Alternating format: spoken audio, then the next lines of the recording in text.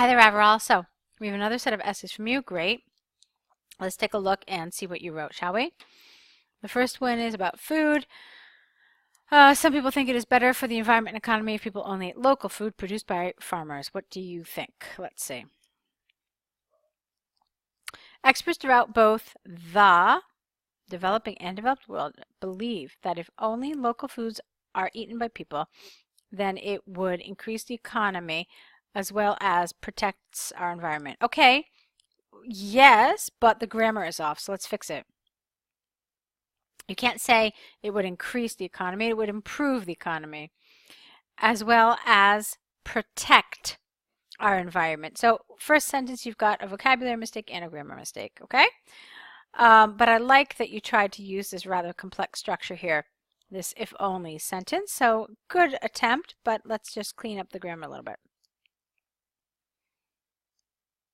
Okay, personally, I strongly agree with this idea. This essay will discuss how local people can increase the wealth of their country and save our environment by simply supporting local food without the. On the one hand, there is ample evidence of how local market products have built to develop the country. The central reason behind this is twofold. Firstly, government does not have to pay a huge amount of levy while importing the foods from other nations. Okay, what does that mean? Okay, how does this help develop the country? So the country doesn't have to spend a lot of money. Great. Well, how extend it a little further? Just go one step further and tell me how this would help the economy. Secondly, more jobs are created, and by this, the regulating bodies can collect more money as a tax from people, resulting in increase of the wealth for their country. Okay, see, that you extended. That's well done. Recent empirical research by the UK government demonstrated that 25% of money was saved from taxes collected from the local population and was utilized because it's 25% of money and was utilized to promote local foods and products. Therefore, it is conclusively clear that supporting the local farmers definitely increases. I would say this not as a past tense, but as a present tense. That's something that's always true. The environment surrounding us gets better because large number of trees and plants would be planted, such as apple and mango trees, in order to supply the foods to the local markets, and in return, this greenery, not these, this greenery would filter the polluted air, making the making the surroundings pollution free.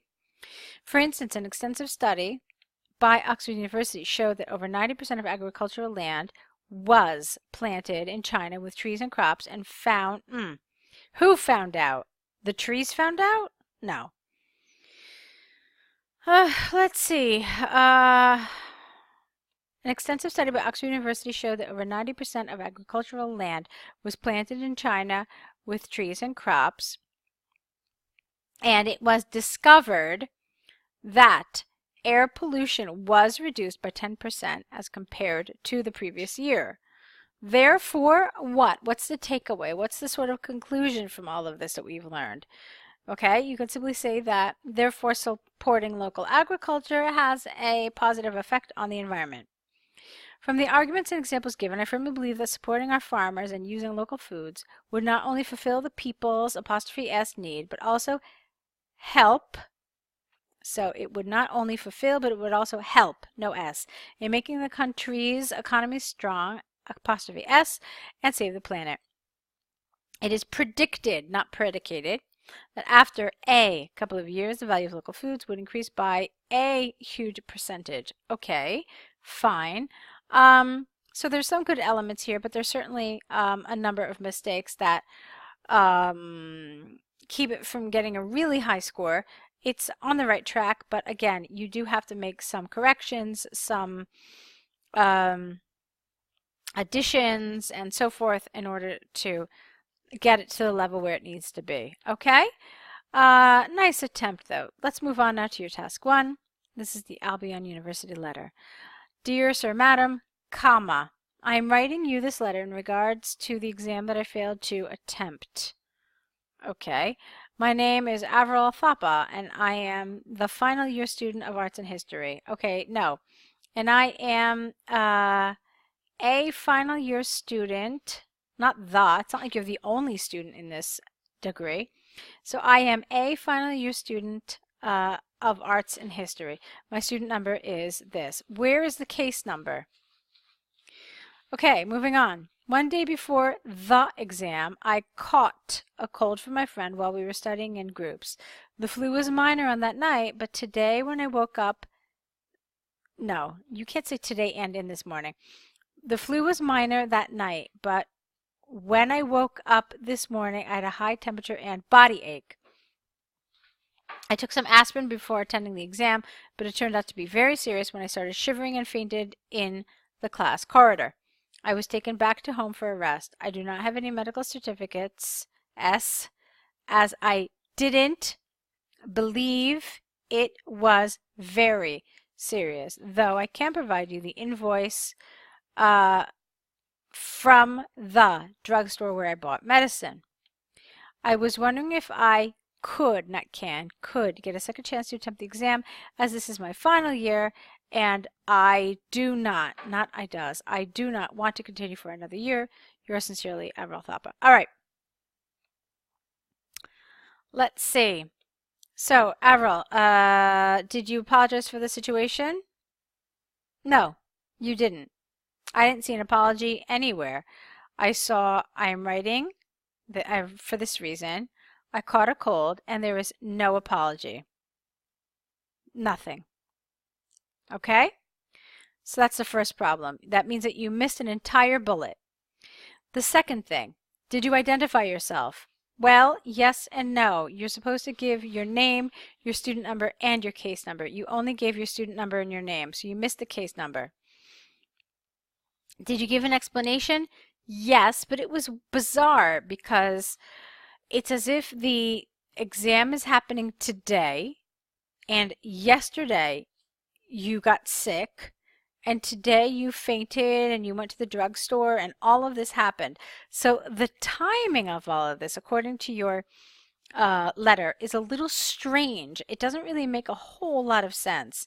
It would make sense if the exam happened like last week and then you're writing a week later, because apparently, check it out, you received a letter from your university. Okay, so it's as if they sent you an email the very same day you failed to attend the exam. It's a little strange. So not all of this really makes a lot of sense, and it almost gives the impression that you didn't really understand what was written in the prompt. Okay, so I would have said a day before the exam, I caught a cold from a friend while we were studying. The flu was minor that night, but the next day, which was the exam day, I woke up with a high temperature and body ache. Okay, so all of that makes sense. You just have to get your time frame correct. Okay, now let's talk about another problem here in terms of the task achievement. It says possible resolutions to consider. So what does resolutions mean? It means more than one. How many resolutions did you offer? You offered only one. If I can get a second chance. No, that's not enough. You have to offer another resolution. It's very clear that it wants more than one. Otherwise, it would have said offer a possible resolution. I was wondering if I could. Remember that your language has to be formal. Here, I didn't think. Absolutely not. It has to be no contractions, fully written out, formal language. You don't know who you're writing to. It has to be formal. Speaking of that, dear sir, madam, comma. Now, the convention for dear sir, madam means that you must end your essay yours faithfully, not yours sincerely. And don't forget the comma. So all of this, Aviral, is really going to affect your task achievement score. All of it. For me, the biggest problem is the fact that you did not apologize. Okay? That's the biggest problem. And this is going to cost you really, really a lot in terms of your task achievement. Okay, so I thought you might be interested to know just how much it would cost you. So take a look at this. This is the band descriptors for task 1 for writing.